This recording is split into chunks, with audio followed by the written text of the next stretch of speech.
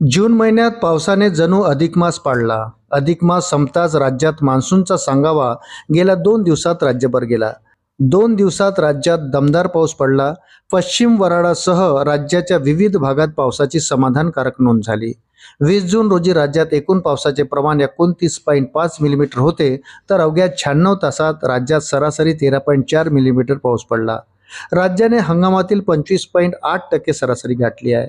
अजून 6 दिवसात मान्सून सक्रिय होण्याची दाट शक्यता आहे. या पावसामुळे खरीप हंगामाची लगबग सुरू झाली आहे. शेतीच्या मशागतीला वेग आला आहे.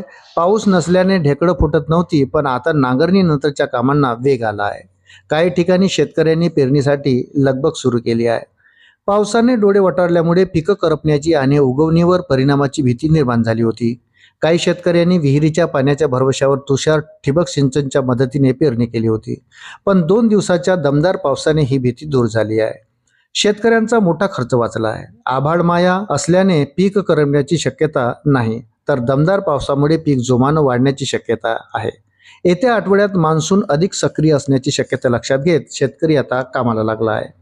राज्यात सर्वदूर पावसाने तुफान बॅटिंग केली. खरीपाच्या पेरणीवरील अनिश्चिततेचे सावट दूर झाले.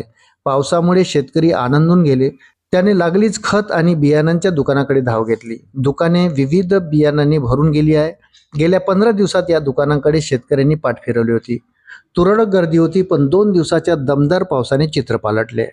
शेतकऱ्यांनी आता पेरणीसाठी आवश्यक बियाणे, खते आणि इतर साहित्याची जुळवाजुळव सुरू केली आहे. बियाणे खरेदीसाठी ग्रामीण भागात तालुका बाजार गावात दुकानासमोर गर्दी उसळली आहे.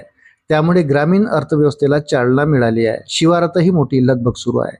मान्सून राज्यभर व्यापला आहे. कोकण किनारपट्टीवर ढगांची जमवाजमव सुरू झाली आहे. ढग दाटून आले आहेत. त्यामुळे राज्यात पावसाने चांगलीच सुरुवात केली आहे. पुणे येथील हवामान विभागाचे प्रमुख SD सानप यांच्या मते येत्या 4 ते 5 दिवसात राज्यभर दमदार पाऊस होईल.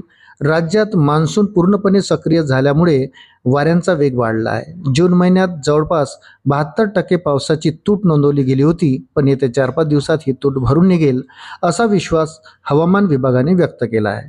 अशाच नवनवीन अपडेटसाठी व्हिडिओला लाईक आणि चॅनलला सबस्क्राईब जरूर करा. धन्यवाद.